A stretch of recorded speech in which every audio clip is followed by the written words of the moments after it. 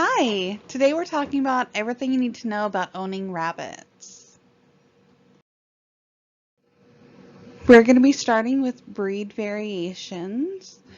While there are dozens and dozens of breeds, I'm just going to be covering a few of my favorites that are kind of popular with the media, ones that you've most likely seen before. First, we're starting with Dutch rabbits. They were developed in England around the 1830s. They're one of the most popular breeds. When people talk about rabbits, this is usually the domestic breed that everyone thinks of right away. They come in many colors, such as black, blue, chinchilla, chocolate, gray, steel, and tortoise. And they're all mixed with the signature white markings. The next breed are Mini Rex rabbits.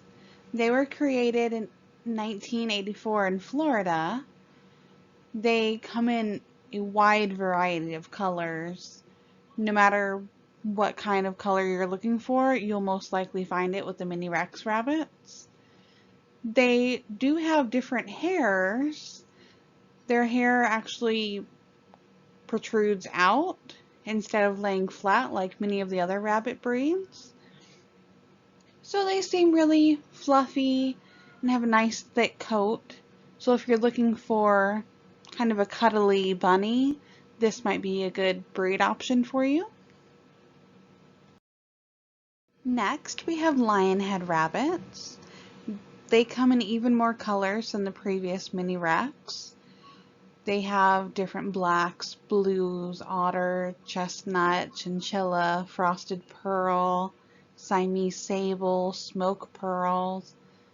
No matter what color you're looking for, you could probably find it with the lionhead rabbits as well. These rabbits are known for their signature wool mane that goes around their head. They do have a longer hair than typical rabbits, so they would require a little extra grooming. Next, we have English lop rabbits. They originate from England, and they're considered one of the oldest breeds of domestic rabbits. They're known for their long, droopy ears. Most likely you've seen them around Easter. Color varieties include solids and brokens, which are colors broken up by white patterns, in black, orange, blue, opal, chinchilla, red-eyed white, and blue and black torts. Now we have Netherland dwarf rabbits. These little guys are often mistaken for baby rabbits when they're actually full-sized. They're one of the smallest rabbit breeds, weighing around 1 to 2 pounds. They're very popular for show rabbits, and they also come in over 20 colors. And finally, we have Flemish giant rabbits. They are considered the largest breed of rabbit and can weigh around 20 pounds. There are only 7 recognized color varieties: black, blue, fawn, light gray, sandy, steel gray, and white. Due to their size, historically they were bred for fur and meat. And now we're going to talk about the lifespan of rabbits. How long does the average rabbit live? Well, domestic rabbits live for an average of 5 to 12 years, depending on their breed and level of care. Usually, the larger the breed of rabbit, the shorter the lifespan. So some of your giant breeds are going to be on the short end of the lifespan spectrum.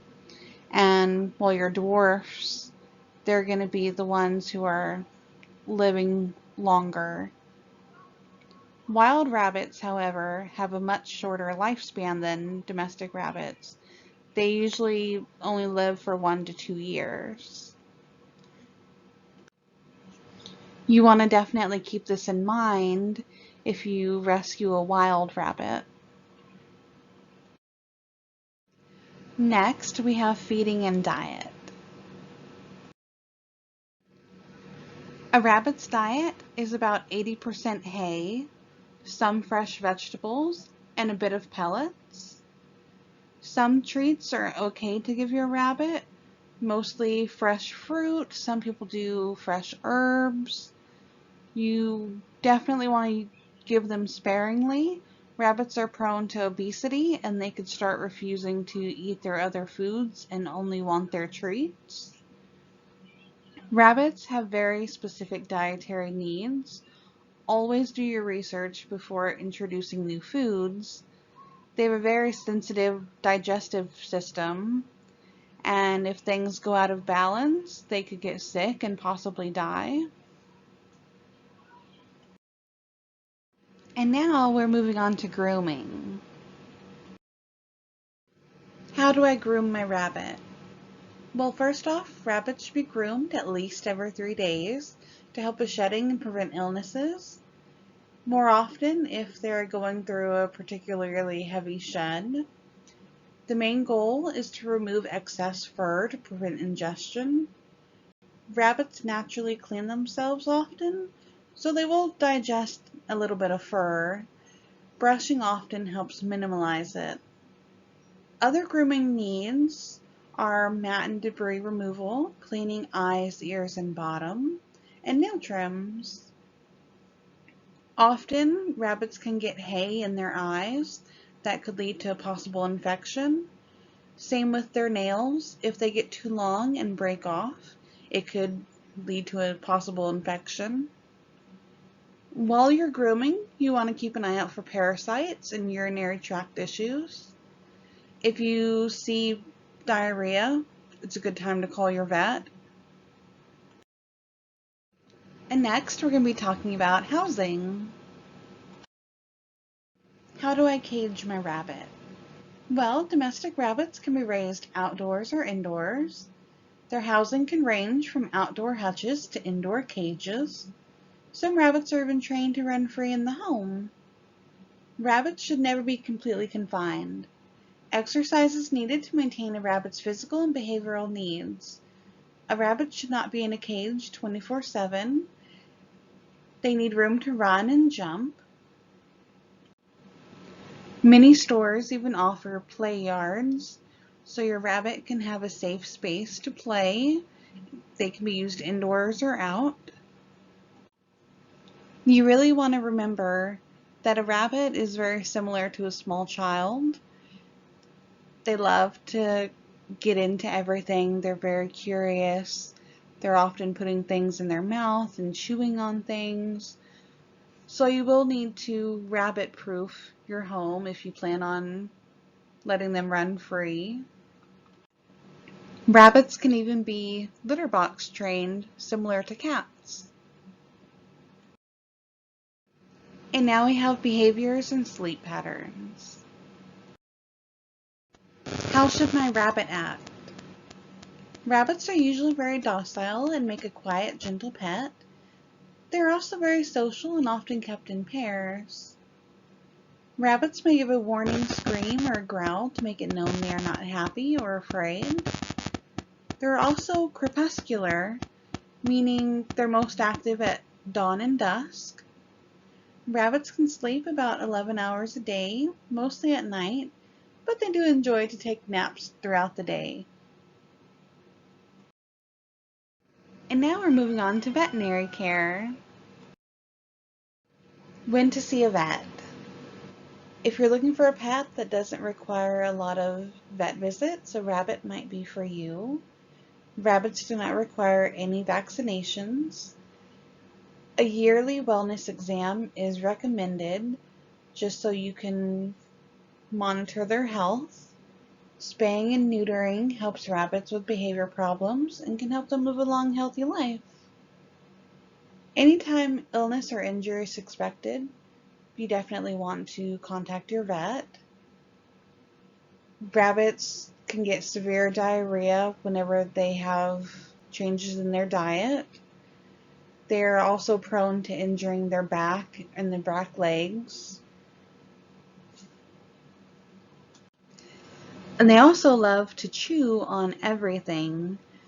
So if you're ever in any doubt, contact your vet right away.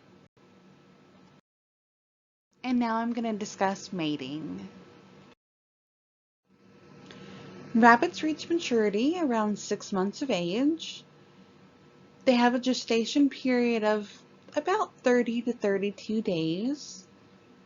Rabbits will build a nest prior to labor, usually out of hay, cardboard, scraps of anything that they can find. And they'll even line the inside with loose fur.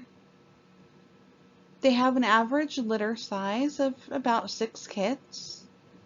Their babies are born hairless, and the eyes and ears are closed. Kits are usually weaned between 6 and 8 weeks of age.